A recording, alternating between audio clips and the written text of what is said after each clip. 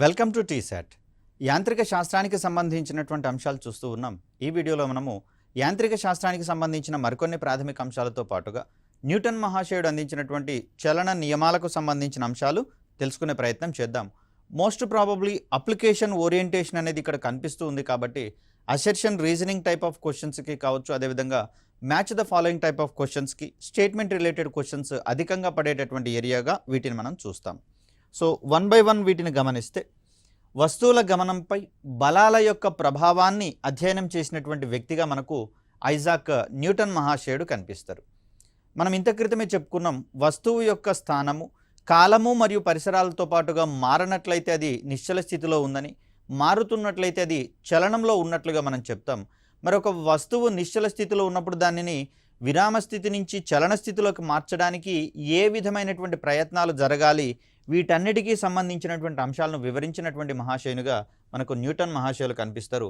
మరి దీనికి సంబంధించినటువంటి పరిశోధన అంశాలన్నింటినీ కూడా ద ప్రిన్సిపియా మ్యాథమెటికా అనేటటువంటి గ్రంథంలో వారు పొందుపరచడం అనేది జరిగింది. ఈ కోణంలో ఈ గ్రంథంలో మనకు 3 చలన నియమాలు లేదా గమన నియమాలను మనకు అందించడం జరిగింది. వాటినే మనము న్యూటన్ మొదటి గమన నియమం అని, రెండవ గమన నియమం, అదేవిధంగా మూడవ గమన నియమంగా మనం పేర్కొంటాం. సో ఇక్కడ న్యూటన్ మొదటి గమన నియమం అనేది ప్రధానంగా జడత్వము అనేటటువంటి భావనను మనకు అందించే ప్రయత్నం చేస్తుంది. దీన్నే మనము ఇనర్షియా అంటాం. వస్తువులకు వాటి యొక్క ద్రవ్యరాశితో నిమిత్తం ఉండగా, ఈ ద్రవ్యరాశితో సంబంధం ఉండడం వల్ల కలిగేటటువంటి అంశాలలో ఆకర్షణ బలం ఒకటని చెప్పేసి గత వీడియోలో మనం చెప్పుకున్నాం. దానితో పాటుగా ద్రవ్యరాశితో పాటుగా సమకూరేటటువంటి ఒక అంశంగా మనకు జడత్వం అనేది కనిపిస్తుంది. భారీగా ఉండేటటువంటి వస్తువులకు జడత్వము అధికంగా ఉంటుండగా, తేలికపాటి వస్తువులకు ఈ జడత్వం అనేది తక్కువగా ఉండేటటువంటి అంశాన్ని ఇక్కడ మనం గమనించాలి. మరి జడత్వం అంటే ఏంటి అంటే ఒకసారి గమనిద్దాం. ఇక్కడ ఒక బంతి అనేది, ఫుట్బాల్ అనేది రెస్ట్ పొజిషన్లో ఉంది, విరామ స్థితిలో ఉంది. మరి దీని యొక్క స్థితిని మార్చాలి అంటే విరామ స్థితికి ఆపోజిట్ స్థితి అది గమనంలో ఉండడమే. కాబట్టి ఏదైనా ఒక బాహ్య బలాన్ని అప్లై చేసినప్పుడు మాత్రమే అది తన యొక్క స్థితిని మార్చుకునేటటువంటి ధర్మాన్ని కలిగి ఉంటుంది. అఫ్కోర్స్ ఇక్కడ తక్కువ మొత్తంలో బలాన్ని గనక ప్రయోగిస్తే బాల్ ఒకానొక సందర్భంలో చలించే అవకాశం ఉండొచ్చు, ఉండకపోవచ్చు. ఒకవేళ దీన్ని కదిలించడానికి సరిపోయినంత బలాన్ని గనక ప్రయోగించకపోతే ఇది రెస్ట్ పొజిషన్లోనే ఉండేటటువంటి ప్రయత్నం చేస్తుంది. ఆ బలం యొక్క ప్రభావం దీని మీద ఏమాత్రం పనిచేయనటువంటి పరిస్థితి. సో ఈ రెస్ట్ పొజిషన్ నుంచి చలనంలోకి దీన్ని మార్చడానికి అవసరమైన మేరకు బలాన్ని ప్రయోగించడం వల్ల మాత్రమే అది చలనంలోకి వచ్చేటటువంటి అవకాశం ఉంది.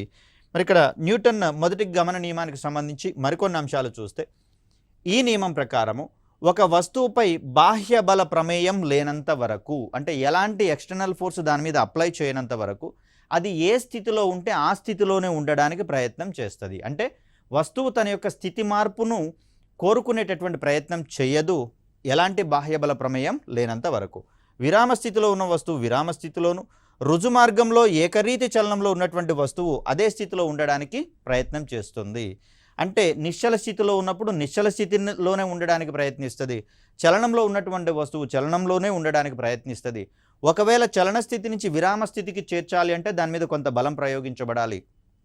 అదేవిధంగా విరామ స్థితి నుంచి చలనంలోకి వెళ్ళాలి అన్నా కూడా ఇక్కడ మనం బలాన్ని ప్రయోగించాల్సినటువంటి అవసరం ఏర్పడుతుంది. సో ఇక్కడ జడత్వం గురించి వివరించింది కాబట్టి న్యూటన్ యొక్క మొదటి గమన నియమాన్ని మనము జడత్వ నియమం అనేటటువంటి పేరుతోటి చెప్తాం, లా ఆఫ్ ఇనర్షియా అని. కాబట్టి ఈ క్రింది వానిలో లా ఆఫ్ ఇనర్షియాని ఏ నియమాన్ని పేర్కొంటారు అన్నప్పుడు మనం దానికి సమాధానంగా న్యూటన్ మొదటి గమన నియమాన్ని చెప్పాల్సి వస్తుంది. ఒక వస్తువు తనంతట తానుగా తన యొక్క స్థితిని మార్చుకోలేనటువంటి ధర్మాన్నే జడత్వంగా మనం చెప్తాం. ఇంట్లో సోఫాలో కూర్చొని లేదా కుర్చీలో కూర్చొని మనకి ఇష్టమైనటువంటి ప్రోగ్రామ్ని చూస్తున్నప్పుడు మీ ఇంట్లో ఉన్న పేరెంట్స్ ఏదైనా పనిని చెప్పినటువంటి సిచ్యువేషన్ ఒకసారి గమనించండి. ప్రోగ్రామ్ బాగా ఇంట్రెస్ట్గా ఉందనుకోండి, మీరు అదే పొజిషన్లో ఉండి ఆ ప్రోగ్రామ్నే వాచ్ చేసేటటువంటి ప్రయత్నం చేస్తారు. ఒకవేళ ఇన్స్ట్రక్షన్స్ కొంచెం సీరియస్గానో కోపంగానో వచ్చినాయి అనుకోండి, అప్పుడేం చేస్తాం, అయిష్టంగా లేచి ఆ పనిని చేయడానికి ఆ ప్రోగ్రామ్ని మధ్యలో ఆపివేసి వదిలేటటువంటి ప్రయత్నం చేస్తాం. ఇలాంటి ధర్మమే వస్తువులకు కూడా ఉండేటటువంటి ప్రయత్నం జరుగుతుంది. సృష్టిలో ఈ ధర్మం ఆధారంగానే పలు దృగ్విషయాలు అనేవి మనకు సంభవించేటటువంటి అవకాశం ఉంది. మరి దానికి ముందుగా ఈ జడత్వం అనేటటువంటిది ఎన్ని రకాలుగా ఉంటుందో గమనించుకొని వాటిని కూడా మనం ఒకసారి అధ్యయనం చేసేటటువంటి ప్రయత్నం చేద్దాం. స్వతసిద్ధంగా సహజంగా ప్రకృతిలో ఉన్నటువంటి వస్తువులకు 3 రకాలైనటువంటి జడత్వాలు వ్యవస్థితం అవుతూ ఉన్నాయి. మొదటి దాన్ని విరామ జడత్వం అంటాం, రెండవది గమన జడత్వము, మూడవది దిశా జడత్వం అని చెప్పేసి అంటాం. ఇక్కడ విరామ జడత్వం అన్నప్పుడు విరామ స్థితిలో ఉన్నటువంటి వస్తువులకు అప్లికబుల్ అవుతుందని, గమన జడత్వం అనేది చలనంలో ఉన్నటువంటి వస్తువులకు వ్యవస్థితం అవుతుందని, దిశా జడత్వం అనేది భ్రమణ చలనంలో ఉన్న వస్తువులకు వ్యవస్థితం అవుతుందనేటటువంటి విషయాలు మనం ఇక్కడ గమనించుకోవాలి. విరామ స్థితిలో ఉన్నటువంటి వస్తువు తన స్థితిలో ఉన్నటువంటి మార్పును వ్యతిరేకించేటటువంటి ధర్మాన్నే విరామ జడత్వం అని చెప్పేసి అంటాం. ఇక్కడ ఒక గ్లాస్ మీద కార్డుబోర్డు పెట్టి కార్డుబోర్డు మీద ఒక కాయిన్ని ఉంచడం అనేది జరిగింది. అకస్మాత్తుగా కార్డుబోర్డును కనుక లాగివేసినట్లయితే ఇక్కడ గ్లాస్తో పాటుగా కార్డుబోర్డు మరియు కార్డుబోర్డు మీద ఉన్నటువంటి కాయిన్ 3 కూడా నిశ్చల స్థితిలో ఉన్నాయి. అకస్మాత్తుగా కార్డుబోర్డుకి బలాన్ని అప్లై చేసి దాన్ని చలనంలోకి తీసుకొని వచ్చినప్పుడు మరి గ్లాస్ కావచ్చు, దానిపైన ఉన్నటువంటి కాయిన్ కావచ్చు నిశ్చల స్థితిలోనే ఉండడానికి ప్రయత్నిస్తున్నాయి. కాబట్టి మరి కార్డ్బోర్డు పక్కకు తొలగడం వల్ల కాయిన్ అనేది నేరుగా నీళ్ళలో పడడం అనేది మనం గమనిస్తూ ఉంటాం. అదేవిధంగా క్యారమ్ బోర్డు ఆడేటప్పుడు కూడా చూడండి, కాయిన్స్ని మొత్తాన్ని ఒకదాని మీద ఒకటి ఉంచి దిగువన ఉన్నటువంటి కాయిన్ని బలంగా గనక కొట్టినట్లయితే దిగువన ఉన్నటువంటి కాయిన్ మీద అధిక బలం అప్లై చేయడం వల్ల అది నిశ్చల స్థితి నుంచి చలనంలోకి వచ్చేటటువంటి ప్రయత్నం జరుగుతుంది. కానీ ఈ బలము దాని పైన ఉన్నటువంటి కాయిన్స్ మీద అప్లై కాదు కాబట్టి అవన్నీ నిశ్చల స్థితిలోనే ఉంటాయి. కాబట్టి ఎక్కడ ఉన్నటువంటి కాయిన్స్ అక్కడనే తిరిగి ఆ చలనంలోకి వచ్చినటువంటి కాయిన్ యొక్క స్థానంలో భర్తీ చేసేటటువంటి అవకాశాలు మనం చూస్తాం. ఇవన్నీ కూడా మనం విరామ జడత్వానికి సంబంధించినటువంటి అంశాలుగా చూస్తాం. సో ఇక్కడ అప్లికేషన్స్ అనేవి కనబడుతూ ఉన్నాయి కాబట్టి assertion reasoning type of questions అనేవి మనకి ఇక్కడ కనిపిస్తాయి. చెట్ల కొమ్మలను అంటే కాయలతో ఉన్నటువంటి లేదా పండ్లతో ఉన్నటువంటి చెట్ల కొమ్మలను గట్టిగా ఊపినటువంటి సందర్భాలలో ఇక్కడ చెట్టు కొమ్మ అకస్మాత్తుగా నిశ్చల స్థితి నుంచి చలన స్థితిలోకి వస్తుంది. కాబట్టి దానికి అనుగుణంగా దానికి వేలాడుతున్నటువంటి కాయలు అకస్మాత్తుగా వాటి యొక్క స్థితిని మార్చుకోలేవు. కాబట్టి కొమ్మ మాత్రమే కదులుతుంది, కాయలు అక్కడే ఉండడం వల్ల తొడిమ తెగి కాయలు కింద రాలిపడడాన్ని మనం గమనించవచ్చు. సో చెట్ల కొమ్మలను గట్టిగా ఊపినటువంటి సందర్భాలలో కొమ్మల నుంచి పండ్లు రాలడం అనేది మనము గమన జడత్వానికి విరామ జడత్వానికి సంబంధించినటువంటి అంశాలుగా చూస్తాం. అదేవిధంగా వస్త్రాలను ఉతికిన తర్వాత జాడించి ఆరవేసేటటువంటి సందర్భంలో దాన్ని గట్టిగా దులపడం అనేది జరుగుతుంది. మరి వస్త్రాన్ని ఇలా పట్టుకున్నప్పుడు వస్త్రంతో పాటుగా దాంట్లో ఉన్నటువంటి నీటి రేణువులు విరామ స్థితిలోనే ఉంటాయి. దులిపినటువంటి సందర్భంలో వస్త్రం యొక్క చలన పొజిషన్లోకి వస్తుంది, కానీ నీటి బిందువులు రాకపోవడం వల్ల వస్త్రాల నుంచి నీటి బిందువులు వేరుపడడం అనేది మనం చూస్తూనే ఉన్నాం. వీటన్నిటి విషయాల్లో ఉన్నటువంటి అంశాలుగా మనం ఈ విరామ జడత్వాన్ని చూస్తాం లేదా నిశ్చల స్థితి జడత్వాన్ని చూస్తాం. అదేవిధంగా విరామ స్థితిలో ఉన్నటువంటి వాహనం గనక హఠాత్తుగా ముందుకు కదిలినట్లయితే వాహనంలో ఉన్నటువంటి ప్రయాణికులు వెనక్కి తూలేటటువంటి ప్రమాదాన్ని మనం గమనించవచ్చు. ఎందుకంటే వాహనము నిశ్చల స్థితిలో ఉన్నప్పుడు దాంట్లో ప్రయాణించేటటువంటి ప్రయాణికులు కూడా నిశ్చల స్థితిలోనే ఉంటారు. ఇక్కడ స్థితి మార్పు అనేది కేవలం వాహనానికి మాత్రమే వ్యవస్థితం అవుతుంది. కాబట్టి అకస్మాత్తుగా సంభవించిన ఈ మార్పుని ప్రయాణికులు స్వీకరించలేదు. కాబట్టి వారు నిశ్చల స్థితిలోనే ఉన్నటువంటి పరిస్థితులలో వెనక్కి పడిపోయేటటువంటి ప్రమాదం ఉంది. అదేవిధంగా టేబుల్పై ఉంచినటువంటి పుస్తకాలను ఒకదాని మీద ఒకటి దొంతరలుగా పేర్చినప్పుడు ఎలాంటి బాహ్యబల ప్రమేయం లేనంత వరకు అవి నిశ్చల స్థితిలోనే ఉంటుంది. దిగువన ఉన్నటువంటి పుస్తకాన్ని కనుక అకస్మాత్తుగా లాగినట్లయితే పైన ఉన్నటువంటి పుస్తకాలు అదే పొజిషన్లో లాగివేయబడినటువంటి పుస్తకం యొక్క స్థానాన్ని భర్తీ చేసేటటువంటి ప్రయత్నం జరుగుతుంది. ఇవన్నీ కూడా మనం విరామ జడత్వానికి ఉదాహరణలుగా మనం చెప్తాం. ఇక గమన జడత్వానికి సంబంధించి చూస్తే ఇది చలనంలో ఉన్నటువంటి వస్తువులకు ఆపాదించబడేటటువంటి దృగ్విషయంగా చెప్తాం. గమనంలో ఉన్న వస్తువు తన స్థితిలోని మార్పును వ్యతిరేకించేటటువంటి ధర్మాన్ని గమన జడత్వంగా మనం చెప్తాం.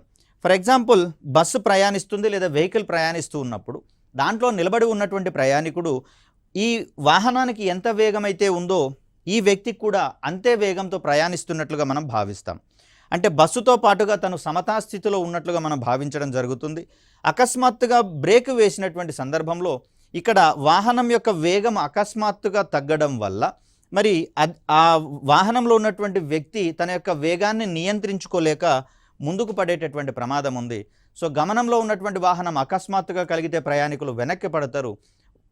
చలించేటటువంటి వాహనంలో బ్రేక్ గనక వేసినట్లయితే ప్రయాణికులు ముందుకు తూలిపడేటటువంటి ప్రమాదాలను ఇక్కడ మనం గమనించవచ్చు.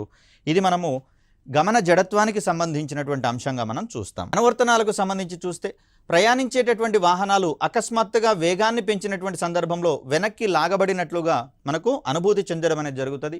బ్రేక్ వేసినప్పుడు ముందుకు పడేటటువంటి ప్రమాదాన్ని మనం గమనించవచ్చు.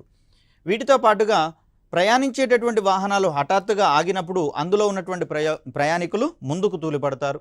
అదేవిధంగా కదిలే వాహనాల నుంచి ప్రయాణికులు దిగేటటువంటి సందర్భంలో అకస్మాత్తుగా వారు దూకి రెస్ట్ పొజిషన్లో గనక వచ్చినట్లయితే కిందికి పడిపోయేటటువంటి ప్రమాదం ఉంది. ఎందుకంటే గమన జడత్వం వల్ల వారు తమ యొక్క స్థితి మార్పుని స్వతసిద్ధంగా పొందలేరు. కాబట్టి ఈ క్రమంలో కదిలే వాహనంతో పాటుగా కొంత దూరం ప్రయాణించిన తర్వాత లేదా పరిగెత్తిన తర్వాత మాత్రమే వారు క్రమక్రమంగా రెస్ట్ పొజిషన్లోకి రావడం అనేది జరుగుతుంది. లేకపోతే పడిపోవడం వల్ల ప్రమాదం సంభవించేటటువంటి అవకాశం ఉంటుంది. ఇవన్నీ గమన జడత్వానికి సంబంధించినటువంటి అంశాలు. అదేవిధంగా వేగంగా తిరుగుతున్నటువంటి ఫ్యాన్ని స్విచ్ ఆఫ్ చేయగానే, కరెంటు ప్రసారాన్ని నిలిపివేయగానే ఇమ్మీడియట్గా అది రెస్ట్ పొజిషన్లోకి రావాలి. కానీ అది చలనంలో ఉంది కాబట్టి తనలోని చలనాన్ని ఇమ్మీడియట్గా మార్చుకోలేక కొంతసేపు తిరిగిన తర్వాత అది నిశ్చల స్థితికి వచ్చేటటువంటి ప్రయత్నం చేస్తుంది. కదిలే వాహనాల ఇంజిన్ని ఆఫ్ చేసినా కూడా అవి కొంత దూరం ప్రయాణించిన తర్వాతనే రెస్ట్ పొజిషన్లోకి వస్తుంది. అంటిల్ అన్లెస్ మనం బ్రేక్ వేయనంత వరకు ఈ దృగ్విషయం అనేది మనకు సంభవించడం చూస్తాం. ఇక మరొక ముఖ్యమైనటువంటి అంశంగా దిశా జడత్వం అనేది కనిపిస్తుంది. ఇది ప్రధానంగా భ్రమణ చలనంలో ఉన్నటువంటి వస్తువులకు ఇది ఆపాదించడం అనేది జరుగుతుంది. చలనంలో ఉన్నటువంటి వస్తువు లేదా ఇక్కడ మనము భ్రమణ చలనం అనేటటువంటి అంశాన్ని చూడాలి. భ్రమణ చలనంలో ఉన్నటువంటి వస్తువు తనంతట తానుగా తన యొక్క దిశను మార్చుకోలేనటువంటి ధర్మాన్నే మనం ఇక్కడ దిశా జడత్వం అంటాం. ఫర్ ఎగ్జాంపుల్, ఒక గొడుగుని వర్షంలో వస్తున్నప్పుడు తీసుకొని పోతున్న సందర్భంలో ఈ గొడుగు మీద ఉన్నటువంటి చుక్కలు సహజంగానే రాలడం అనేది మనం చూస్తాం. ఇన్ కేస్ ఇంటికి వచ్చిన తర్వాత ఈ గొడుగు మీద ఉన్నటువంటి వర్షపు చినుకుల్ని అకస్మాత్తుగా తీసివేయాలి అంటే దాన్ని కాసేపు గిరగిరా తిప్పేసి అకస్మాత్తుగా ఆపివేస్తే దాని మీద ఉన్నటువంటి నీటి చినుకులన్నీ కూడా ఆ గొడుగు తిరిగినటువంటి మార్గం వెంబడి స్పర్శరేఖా మార్గంలో దూరంగా విసిరివేయబడతాయి అనేది మనం ఇక్కడ గమనించాలి. సో భ్రమణ చలనంలో ఉన్నటువంటి వస్తువు అకస్మాత్తుగా నిశ్చల స్థితిలోకి వచ్చినట్లయితే వాటిని అంటిపెట్టుకున్నటువంటి వస్తువులు కావచ్చు, దుమ్ము ధూళి కణాలు కావచ్చు, నీటి కణాలు కావచ్చు, స్పర్శరేఖా మార్గంలో విసిరివేయబడతాయి అనేటటువంటి అంశాన్ని ఇక్కడ మనం జాగ్రత్తగా గుర్తుంచుకోవాలి. ఇది భ్రమణ చలనంలో ఉన్నటువంటి వస్తువులకు ఆపాదించబడేటటువంటి ఒక దృగ్విషయంగా మనం చూస్తాం. టీ, కాఫీలను చెంచాతో కలిపేటటువంటి క్రమంలో ఆ చెంచాను కలపడం ఆపివేసినా కూడా టీ అనేది లోపల గ్లాస్ లోపల లేదా కప్పు లోపల గిరిగిరా తిరిగేటటువంటి సందర్భంలో స్పూన్ని కూడా తన వెంబడి కొంతసేపు గిరిగిరా తిప్పేటటువంటి ప్రయత్నం జరుగుతుంది. దీన్నే మనం దిశా జడత్వానికి సంబంధించినటువంటి అంశంగా చూస్తాం. వాహనాల టైర్లకు అంటుకున్నటువంటి దుమ్ము, ధూళి, బురద మరియు నీటి బిందువులు అనేటటువంటివి దిశా జడత్వం అనేటటువంటి ధర్మం వల్ల ఇవి టైర్ యొక్క స్పర్శరేఖ మార్గంలో విసిరివేయబడతాయి. కాబట్టే ముందు ప్రయాణించేటటువంటి వాహనాల వెనకాల ప్రయాణించేటటువంటి వారి మీద ఈ వర్షపు నీరు కావచ్చు, బురద కావచ్చు చిమ్మేటటువంటి అంశాన్ని మనం చూస్తాం. కాబట్టి వెనకాల మనము ఒక ప్రొటెక్టర్ని వాహనాల వెనకాల మడ్ గార్డ్ అనేటటువంటి దాన్ని ఏర్పాటు చేసుకుంటాం. సో ఇవి ఇలాంటి దుమ్ము, ధూళి రేణువుల్ని మరియు బురదని కావచ్చు వెనుకకు చిమ్మకుండా వెనకాల ఉన్నటువంటి వ్యక్తుల మీద పడకుండా కాపాడేటటువంటి ప్రయత్నం చేస్తాయి. సో ఇక్కడ న్యూటన్ రెండవ గమన నియమానికి సంబంధించి చూస్తే వస్తువుపై పనిచేసేటటువంటి నికర బాహ్య బలాల ప్రమేయాన్ని ఈ నియమం మనకు వివరిస్తుంది. మొదటి గమన నియమమేమో జడత్వానికి సంబంధించిన భావనలు మనకు అందిస్తే, రెండవ నియమమేమో బలానికి సంబంధించినటువంటి అంశాలను మనకు వివరించే ప్రయత్నం చేస్తుంది. ఈ నియమం ప్రకారము ఒక వస్తువు ద్రవ్య వేగంలోని మార్పు రేటు దానిపై ప్రయోగించినటువంటి బాహ్య బలానికి అనులోమానుపాతంలో ఉంటుంది. సో ద్రవ్య వేగంలో మార్పు రావాలి అంటే బాహ్య బలం యొక్క ప్రభావం అనేది పెంచాల్సి వస్తుంది. ద్రవ్య వేగం పెరగాలంటే బలం పరిమాణం పెరగాలి, ద్రవ్య వేగం తగ్గాలంటే తక్కువ బలాన్ని ప్రయోగించాలనేటటువంటి దాన్ని ఇక్కడ మనం గమనిస్తాం. సో దీనికి సంబంధించి మరికొన్ని అంశాలను చూస్తే బలం అనేటటువంటి దాని యొక్క డెఫినేషన్ చూద్దాం. ఒక వస్తువు యొక్క స్థితిని మార్చేది లేదా మార్చడానికి ప్రయత్నించేటటువంటి దాన్నే బలం అంటాం. విరామ స్థితిలో ఉన్నటువంటి వస్తువు చలనంలోకి రావాలన్నా దాని మీద బలాన్ని ప్రయోగించాలి, లేదా చలనంలో ఉన్నటువంటి వస్తువు విరామ స్థితికి రావాలన్నా దాని మీద బలాన్ని ప్రయోగించాలి. సో అలా ఒక వస్తువు యొక్క స్థితిని అంటే విరామ స్థితిలో ఉన్నటువంటి వస్తువుని చలన స్థితిలోకి, చలనంలో ఉన్నటువంటి వస్తువుని విరామ స్థితికి తీసుకొచ్చేటటువంటి దృగ్విషయంగా మనం బలాన్ని చూస్తాం. సో బలానికి సంబంధించినటువంటి ప్రమాణాలు కనుక చూస్తే gram into centimetre by second square లేదా డైన్స్ అంటాము, kilogram metre by second square లేదా దీన్నే మనం న్యూటన్ అనేటటువంటి ప్రమాణాలుగా చూస్తాం. ఒక డైన్కి న్యూటన్స్కి మధ్యలో ఉన్నటువంటి రిలేషన్గా మనము 10⁻⁻5 న్యూటన్స్ ఈజ్ ఈక్వల్ టు ఒక డైన్ అనేటటువంటి ఈక్వేషన్తో మనం ఇక్కడ చెప్పాల్సి వస్తుంది. సో వస్తువుపై పనిచేసేటటువంటి బలాలు ఎన్ని రకాలుగా ఉంటాయంటే 2 రకాలైనటువంటి బలాలుగా ఉంటాయని చెప్పాడు మనకు న్యూటన్ మహాశయుడు. ఇవి వస్తువులను తాకుతూ చేసే బలాలు ఒక రకం కాగా వస్తువులను తాకకుండానే చేసేటటువంటి బలాలు మరొక రకం. ఫర్ ఎగ్జాంపుల్ అయస్కాంతాన్ని గనక మనం ఒక ఇనుప వస్తువు దగ్గరికి తీసుకొని వెళ్తే ఈ అయస్కాంతానికి ఇనుప వస్తువుకి మధ్య దూరం ఉంది, రెండు ఒకదానితో ఒకటి తాకట్లేవు, అయినా కూడా అయస్కాంతం యొక్క ఆకర్షణ బలం వల్ల ఇనుప వస్తువు దీనికి ఆకర్షించుకోవడం అనేది మనం చూస్తూ ఉన్నాం. సో ఇది తాకకుండా జరిగేటటువంటి బలాలుగా మనం చూస్తాం.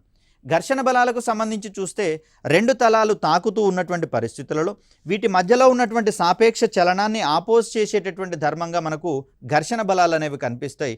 మరి ఈ ఘర్షణ బలాల ప్రభావం వల్ల మనకు యాంత్రిక శక్తి కాస్త ఉష్ణశక్తిగా మారుతుంది. కాబట్టి శీతాకాలంలో చేతులను రబ్ చేసుకొని చెంపల కానించుకొని కొంచెం వెచ్చదనాన్ని పొందేటటువంటి అవకాశాన్ని మనం చూస్తూ ఉన్నాం. మరి అలాంటి బలాలు మనం తాకుతూ ఉన్నప్పుడు మాత్రమే పనిచేస్తే కానీ దూరంగా చేతుల నుంచి ఎంతసేపు రుద్దినా కూడా మనకి ఇక్కడ ఉష్ణశక్తి అనేది రాదు. ఎందుకంటే ఘర్షణ బలాలు అనేవి స్పర్శ బలాలు, స్పర్శ బలాలకు ఉదాహరణలుగా మనం చూస్తాం. తాకుతూ ఉన్నటువంటి వస్తువుల మధ్య పనిచేసే బలాలనేమో స్పర్శ బలాలు అంటూ ఉంటాం. తాకకుండా ఉన్నటువంటి వస్తువుల మధ్య పనిచేసేటటువంటి బలాలను క్షేత్ర బలాలు, ఫీల్డ్ ఫోర్సెస్ అనేటటువంటి పేరుతోటి చెప్తాం. మరి వేటిని కాంటాక్ట్ ఫోర్సెస్గా అంటాం, వేటిని ఫీల్డ్ ఫోర్సెస్గా అంటాం అనేటటువంటి అంశాల్లో కూడా మనకు క్వశ్చన్స్ పడే అవకాశం ఉంది. సో దీంట్లో మనకు కాంటాక్ట్ ఫోర్సెస్గా వేటిని పరిగణిస్తాము అంటే ఘర్షణ బలాలను కావచ్చు, తన్యతా బలాలను కావచ్చు, కండర బలాలు, అభిలంబ బలాలు, నార్మల్ ఫోర్సెస్, ఉత్ప్లవన బలాలు అంటే నీటిలో కలిగేటటువంటి పీడనాల ప్రభావం వల్ల వచ్చేటటువంటి బలాలుగా వీటిని చూస్తాం. పునఃస్థాపక బలాలు, రీస్టోరింగ్ ఫోర్సెస్ అనేటటువంటివి, ఇవన్నీ కూడా మనకు ప్రత్యక్షంగా 2 వస్తువులు తాకుతూ ఉన్నటువంటి పరిస్థితులలో ఏర్పడేటటువంటి బలాలుగా వీటిని మనం చూస్తాం. ఇక్కడ క్షేత్ర బలాలు అనేటటువంటివి ఏ 2 వస్తువులైనా సరే తాకకుండా ఉన్నప్పటికీ కూడా వాటి మధ్య పనిచేసేటటువంటి బలాలుగా మనకు ఫీల్డ్ ఫోర్సెస్ అనేవి కనిపిస్తూ ఉన్నాయి. వీటికి ఉదాహరణలుగా కేంద్రక బలాలు అంటే న్యూక్లియస్, కేంద్రకంలో ఉన్నటువంటి కేంద్రక కణాల మధ్య పనిచేసేటటువంటి బలాలుగా మనము కేంద్రక బలాలుగా చూస్తాం. వీటిలో దుర్బల కేంద్రక బలాలు అంటే వీక్గా ఉండేటటువంటి న్యూక్లియర్ ఫోర్సెస్ అనేవి కనిపిస్తూ ఉన్నాయి. ప్రబల కేంద్రక బలాలు, స్ట్రాంగ్ న్యూక్లియర్ ఫోర్సెస్గా మనకు కనిపిస్తూ ఉన్నాయి. ఈ కేంద్రక బలాల ప్రమేయం వల్ల లేదా ప్రభావం వల్లనే మనము రేడియో ధార్మికత అనేటటువంటి అంశాల గురించి మాట్లాడుకుంటాం. సో అవి మోస్ట్ ప్రాబబ్లీ రేడియో ధార్మికతకు కీలకమైనటువంటి అంశాలుగా మనకు కేంద్రక బలాలు అనేవి కనిపిస్తాయి. మరొకటి విద్యుత్ అయస్కాంత బలాలు, ఎలక్ట్రోమాగ్నెటిక్ ఫోర్సెస్. 2 వస్తువులు ఒకదానితో ఒకటి తాకాల్సినటువంటి అవసరం లేకుండానే పనిచేసేటటువంటి బలాలుగా ఇవి మనకు కనిపిస్తూ ఉంటాయి. సుదూరంలో ఉన్నటువంటి వస్తువులను సైతం ఆకర్షించుకొని తమ వైపుగా లాక్కునేటటువంటి ధోరణి వీటిలో కనిపిస్తూ ఉంటుంది. వీటితో పాటుగా గురుత్వాకర్షణ బలాలు అంటే విశ్వంలో ఉన్నటువంటి ఏ 2 ఖగోళ వస్తువుల మధ్యనైనా సరే గురుత్వాకర్షణ అనేది ఉంటుందని చెప్పేసి అనుకున్నాం. దీనికి ఆధారభూతమైనటువంటిది వాటి యొక్క ద్రవ్యరాశి అని చెప్పేసి చెప్పుకున్నాం. ఈ గురుత్వాకర్షణ బలాలు కూడా మనకు క్షేత్ర బలాలకు ఉదాహరణగా మనం చెప్తాం ఫీల్డ్ ఫోర్సెస్కి సంబంధించి. సో ఇక్కడ మనకు ఈ వేరియేషన్స్ని ఒకటి మనం గుర్తుంచుకోవాలి. క్షేత్ర బలాలుగా కేంద్రక బలాలు కనిపిస్తున్నాయి, విద్యుదయస్కాంత బలాలు, గురుత్వాకర్షణ బలాలు. ఇవి కాకుండా మిగిలినవన్నీ కూడా మనం స్పర్శ బలాలుగా చెప్పుకుంటాం. ఇక్కడ మరొక ముఖ్యమైనటువంటి ఆస్పెక్ట్గా మనకు ప్రచోదనం అనేది కనిపిస్తూ ఉంది. ప్రచోదనం అనేది ఒక వస్తువుపై అధిక బలం తక్కువ కాలం పాటు పనిచేసినట్లయితే ఆ బలం యొక్క ప్రభావాన్ని మనం ఇక్కడ ప్రచోదనంగా చెప్పుకుంటాం. సో ప్రచోదనం యొక్క విలువను గణించాలి అంటే బలం ఇంటూ కాలంగా దీన్ని మనం చూస్తాం. అంటే కాలం పెరుగుతున్న కొద్దీ ప్రచోదనం యొక్క ప్రభావము పెరుగుతుందా తగ్గుతుందా అంటే ఇక్కడ మనం దీన్ని మరో రకంగా అర్థం చేసుకోవాల్సి వస్తుంది. కాలం యొక్క విలువ ఎంత తక్కువగా ఉంటే ప్రచోదనం విలువ అంత తక్కువగా ఉండేటటువంటి అవకాశం ఉంది. తద్వారా దాని యొక్క బలం యొక్క ప్రభావాన్ని మనం తగ్గించుకోవడం కోసం ఏం చేయాలి అంటే పనిచేసేటటువంటి కాలాన్ని పెంచుకునేటటువంటి ప్రయత్నం చేస్తాం. సో దాని యొక్క ఎగ్జాంపుల్స్ మీద మనకు క్వశ్చన్ పడడం అనేది జరుగుతుంది. దీనికి సంబంధించిన ప్రమాణాలు కనుక చూసుకుంటే న్యూటన్ సెకండ్ లేదా కిలోగ్రామ్ మీటర్ సెకండ్ అనేటటువంటిది కనిపిస్తూ ఉంది. కిలోగ్రామ్ మీటర్ సెకండ్ అంటే ఇక్కడ న్యూటన్ సెంటీమీటర్ ఇంటూ సెకండ్ కావాల్సి వస్తుంది. ఓకే, దీనికి సంబంధించి ఒకసారి గమనించే ప్రయత్నం చేద్దాం. అనువర్తనాలు. గోడలోకి మేకును కొట్టడానికి సుత్తి సహాయంతో తక్కువ కాలం పాటు అధిక బలాన్ని కల్పించాల్సినటువంటి అంశాన్ని ఇక్కడ మనం చూస్తాం. కాబట్టి సుత్తెను వెనక్కి తీసుకొని ఒక దెబ్బ వేయగానే అక్కడ స్వల్ప కాలం పాటు ఆ ద్రవ్య వేగం అనేది బలం రూపంలో పనిచేస్తుంది మేకు మీద. ఇమీడియట్గా మేకు అనేది గోడలోకి కానీ చెక్కలోకి కానీ దూసుకుపోయేటటువంటి ప్రయత్నం జరుగుతుంది. దీని తర్వాత చూస్తే గతుకుల రోడ్డుపై వాహనాలు ప్రయాణించేటటువంటి సందర్భంలో వాహనాల యొక్క అఘాత శోషకాలు షాక్ అబ్జార్బర్స్ అని చెప్పేసి అంటాం. ఇక్కడ చలించేటటువంటి వాహనం లేదా ఆ వీల్ ఏదైతే ఉందో వీల్కి మరియు పైన కూర్చున్నటువంటి సీటుకి కనెక్షన్స్ అనేటటువంటివి ఈ షాక్ అబ్జార్బర్స్ ద్వారా ఉంటాయి. ప్రయాణించేటటువంటి సందర్భంలో గతుకుల రోడ్లోంచి వెళ్ళినప్పుడు ఈ చక్రం అనేది వీల్ అనేది సీటుకి గనక తగిలినట్లయితే ఆ వేగం యొక్క ప్రభావం వల్ల సీటు మొత్తం కొలాప్స్ అయ్యేందుకు అవకాశం ఉంది. కాబట్టి దాన్ని నివారించేటటువంటి సందర్భంలో మనకు షాక్ అబ్జార్బర్స్ అనేటటువంటివి కనిపిస్తూ ఉంటాయి. ఇవి ప్రచోదన బలం యొక్క ప్రభావము ఎక్కువ కాలం పాటు ఉండేలా చేయడం వల్ల ప్రచోదన బలం యొక్క పరిమాణాన్ని తగ్గించేటటువంటి ప్రయత్నం చేస్తాయి.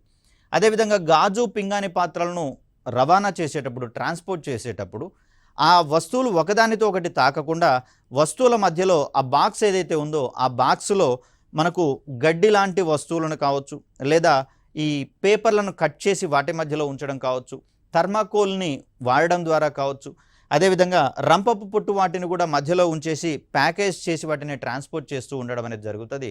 దీనివల్ల వస్తువులు ఒకదానితో ఒకటి తాకకుండా వాటి మధ్యలో ఈ వస్తువులు ఉంచినప్పుడు ఆ తగలని పరిస్థితులను కల్పించడం ద్వారా అవి సేఫ్గా ట్రాన్స్పోర్ట్ అయ్యేటట్లుగా చూసే ప్రయత్నం చేస్తాయి. దీని తర్వాత న్యూటన్ మూడవ గమన నియమానికి సంబంధించి ఒక విషయం కనుక్కునే ప్రయత్నం చేద్దాం.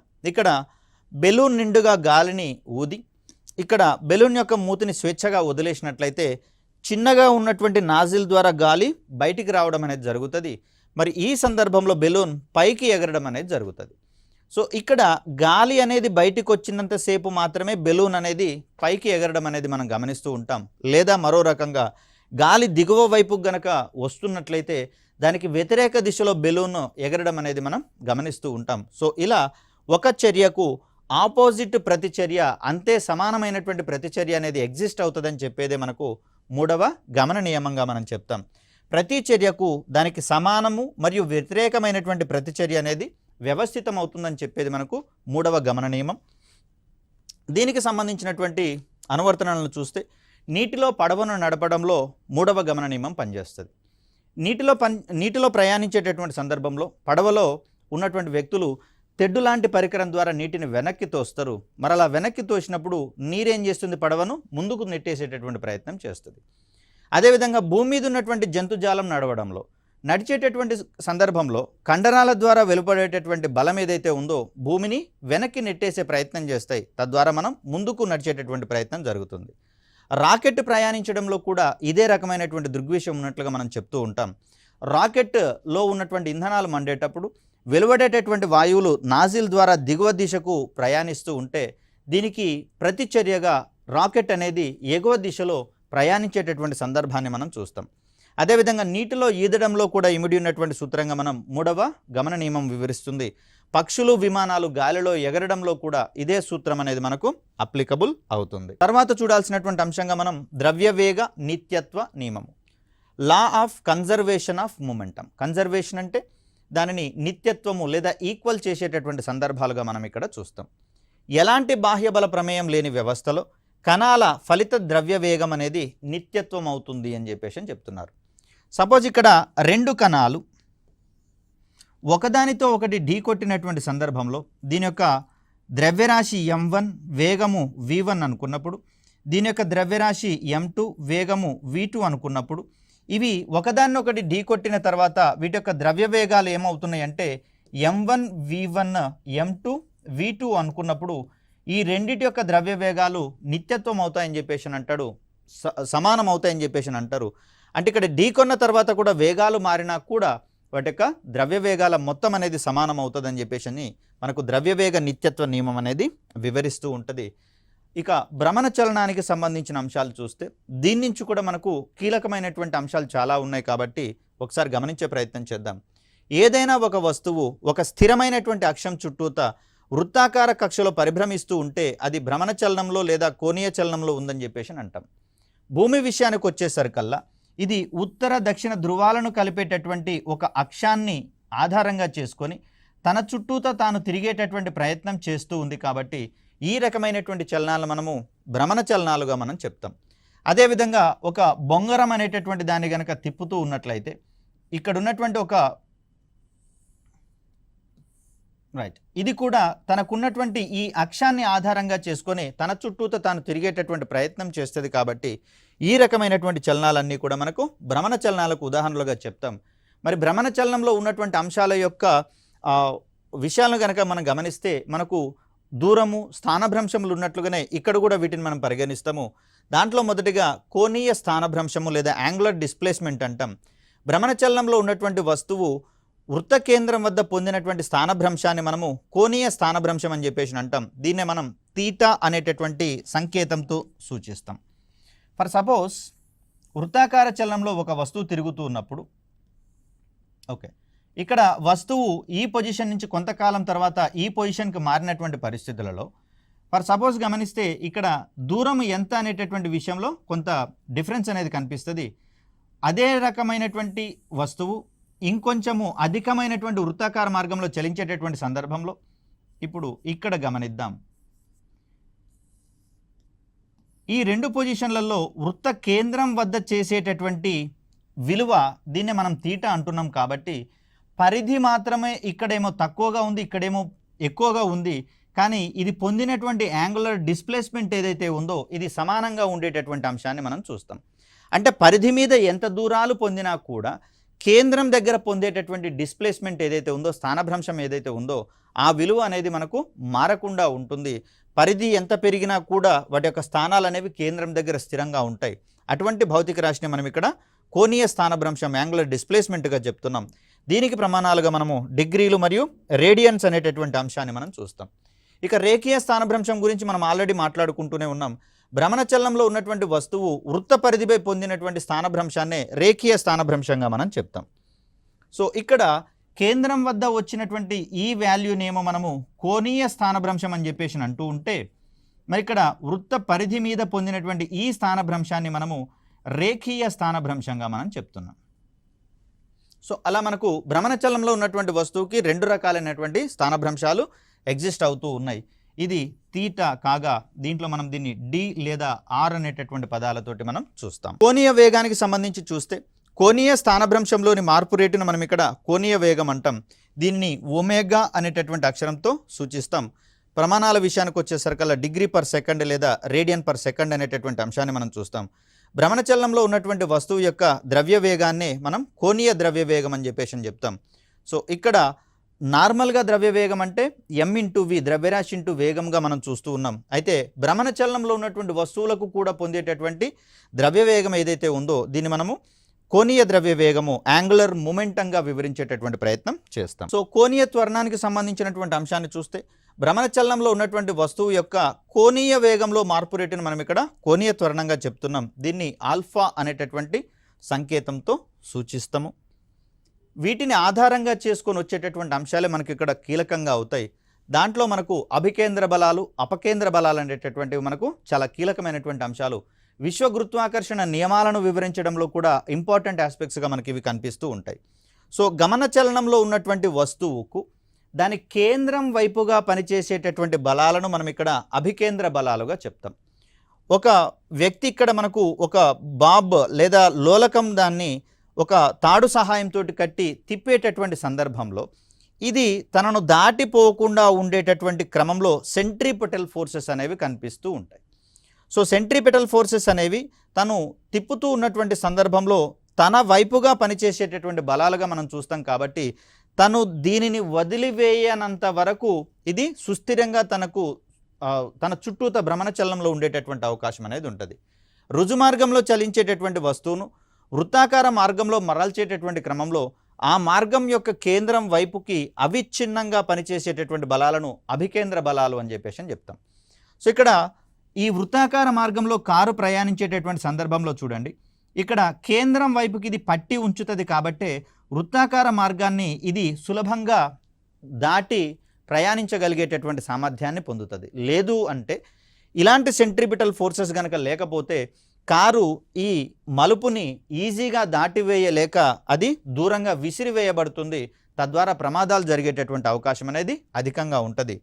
మరి ఈ కోణంలో వక్ర మార్గంలో ఉన్నటువంటి రహదారుల్లో వాహనాలు సురక్షితంగా ప్రయాణించడానికి ఆ మార్గం యొక్క లోపలి అంచు ఇది బయటి వైపు ఉన్నటువంటి అంచు, దీన్ని గనక మనం అనుకున్నప్పుడు సో ఇక్కడ లోపలి అంచు ఏమో మనకు దిగువకి ఎత్తు తక్కువగా నిర్మిస్తాము, వెలుపల ఉన్నటువంటి అంచును మాత్రం కొంచెము ఎత్తుకి పెంచి నిర్మిస్తాము.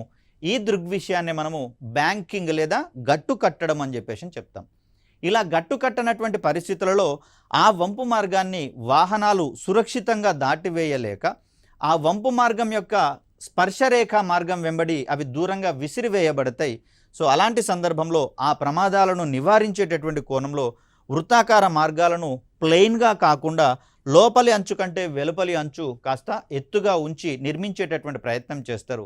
సో అప్పుడు సెంట్రిపెటల్ ఫోర్సెస్ ఆ వాహనం మీద పనిచేస్తూ ఉండడం వల్ల అది వంపు మార్గాన్ని సురక్షితంగా దాటడానికి సహాయం పడుతుంది. సో ఇక్కడ అపకేంద్ర బలాలు అనేవి మరొకటి కూడా మనకు కనిపిస్తూ ఉన్నాయి. అభికేంద్ర బలాలేమో కేంద్రం వైపుగా ప్రయాణిస్తూ ఉంటే, కేంద్రం వైపుగా పనిచేస్తూ ఉంటే, అపకేంద్ర బలాలు కేంద్రానికి దూరంగా పనిచేస్తూ ఉంటాయి. మరి విశ్వంలో ఉన్నటువంటి ఖగోళ వస్తువులు సుస్థిరంగా పనిచేసేటటువంటి క్రమంలో సుస్థిరంగా ఒకదాని చుట్టూతో మరొకటి పరిభ్రమణం చేసేటటువంటి సందర్భంలో వాటి మధ్యలో ఉన్నటువంటి గురుత్వాకర్షణ బలాలేమో మనకు అభికేంద్ర బలాలుగా పనిచేస్తూ ఉంటాయి. ఇవి ఎప్పుడూ కూడా వాటిని కేంద్రం వైపుకి లాగుతూ ఉండేటటువంటి ప్రయత్నం చేస్తే మరి ఆ బలాల ప్రభావం వల్ల అవి వాటి మీద పతనం కాకుండా సెంట్రిఫుగల్ ఫోర్సెస్ అనేవి పనిచేస్తూ ఉంటాయి. ఇవి కేంద్రానికి దూరంగా పనిచేస్తూ ఉండడం వల్ల సెంట్రిపెటల్ ఫోర్సెస్ మరియు సెంట్రిఫుగల్ ఫోర్సెస్ రెండూ కూడా ఈక్వల్గా ఉన్నంత వరకు ఆ వస్తువు మరొక ఖగోళ వస్తువు చుట్టూతా పరిభ్రమించేటటువంటి ప్రయత్నం చేస్తుంది ఒక నిర్దిష్టమైనటువంటి వృత్తాకార లేదా దీర్ఘ వృత్తాకార కక్షలలో. మరి వీటికి సంబంధించినటువంటి అప్లికేషన్స్ అనేవి చాలా కీలకం కాబట్టి ఎగ్జామినేషన్ పాయింట్ ఆఫ్ వ్యూలో వీటికి సంబంధించినటువంటి మరికొన్ని అంశాలను రాబోయే వీడియోలో తెలుసుకునేటటువంటి ప్రయత్నం చేద్దాం. Thank you.